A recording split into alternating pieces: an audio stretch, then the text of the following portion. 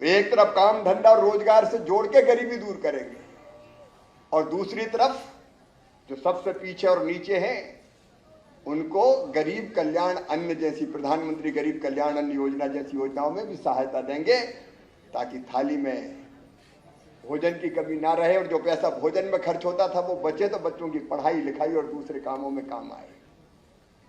लेकिन जो सुधार किए प्रहलाद जी, सचमुच में आज मेरा मन अत्यंत प्रसन्न है। मैं आपको और पूरी टीम को हृदय से बधाई देना चाहता हूं।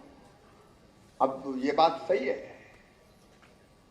कि जब हम राशन की दुकानों से अनाज बांटते हैं, अभी देश भर में हो रहा है, धीरे धीरे सुधार होगा, तो उसमें से कई बार वास्तव में जो पात्र नहीं है और कई बार तो जो है ही नहीं वो भी ले जाते हैं।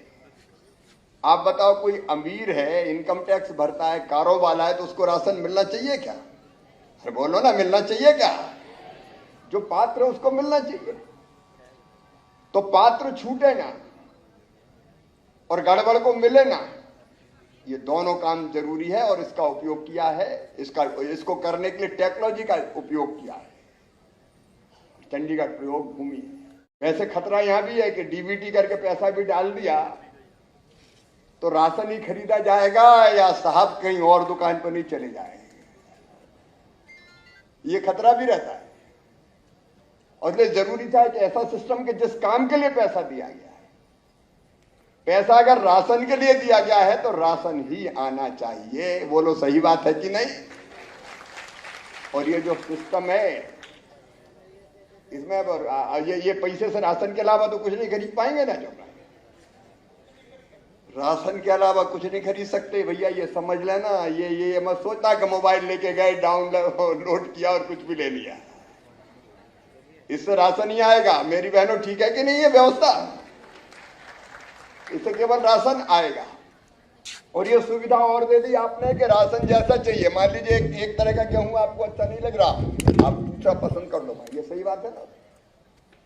अगर उसकी क्वालिटी ऐसी है कि थोड़े बहुत कम ज्यादा पैसे लगे तो वो पैसे ऊपर से भरे देते हैं। लेकिन ये भी होता था कि किसी को एक तरह का गेहूं पसंद नहीं आया तो वही गेहूं क्यों नहीं, तो इसमें अब च्वाइस भी है।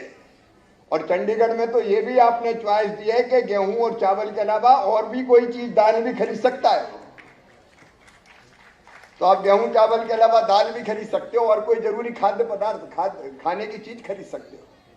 तो सचमुच में बहुत बड़ा नवाचार है जो विभाग ने किया है। इसके लिए मैं बहुत बहुत बधाई प्रहलाद जी आपको देता हूं।